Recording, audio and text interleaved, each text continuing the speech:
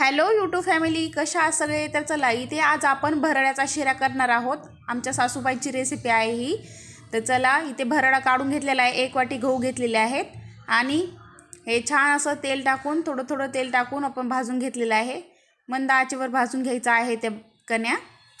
हे बघा लालसर झाल्या, वास आला की लगेच त्यामध्ये आपण कडकडीत असं गरम पाणी टाकून घेणार आहोत। 1 टोप गरम पाणी करून घेतलेलं आहे। थोडं थोडं करून घालायचं आहे, एकदम घालायचं नाही म्हणजे ते पातळ होईल नाही तर। हे बघा थोडं पाणी आटलं की त्यात परत आणखीन टाकून घ्यायचं शिजेपर्यंत। 1 वाटी गव्हासाठी 1 टोप पाणी पुरेसं आहे। हे बघा चांगलं याला मस्त हलवून घेतलेलं आहे। परत आपण टाकून घेतलेलं आहे पाणी। 2-3 वेळेस आपण पाणी टाकून घेतलेलं आहे बघा। कोणी याला लापसी पण बोलतं, कोणी याला भरड्याचा शिरा बोलतं। आमच्या गावी भरड्याचा शिराच बोलतात याला।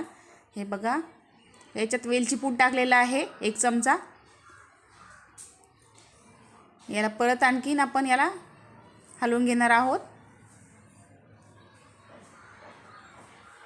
आणि याच्यावर आपण ताट ठेवून घेणार आहोत।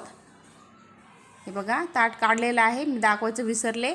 आता याला छान असे शिजले आहेत आपल्या कण्या। हे बघा याला परत असं परतून घेतलेलं आहे छान। आणि आता आपण याच्यामध्ये गुळाचा पाक टाकून घेणार आहोत। तुम्ही गुळाचं पाणी पण करून घेऊ शकता। आपण इथे 1 वाटी गुळाचा पाक घेतलेला आहे। हे बघा थोडा थोडा करून टाकायचा, एकदम टाकायचा नाही आपल्याला।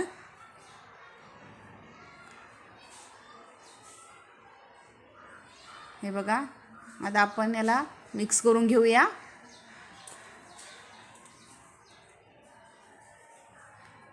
पूर्ण आपण एकजीव करून घेतलेला आहे बघा, अशा प्रकारे दिसतं आहे। आणि याला सतत हलवत राहायचं म्हणजे खाली लागला नाही पाहिजे। हे बघा झाला आहे आपला शिरा। आता आपण परातीला तेल लावून घेतलेलं आहे, तूप पण लावू शकता तुम्ही। याच्यामध्ये आपण टाकून घेणार आहोत।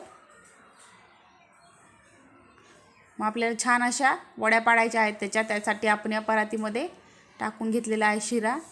2 बॅच केलेले आहेत आम्ही। हे बघा आपला थंड झालेला आहे, ते वड्या पाडून घेतलेल्या आहेत आपण। किती सुंदर अशा बघा मोकळ्या वड्या पडलेल्या आहेत आपल्या, अजिबात चिटकलेले नाही ताटाला।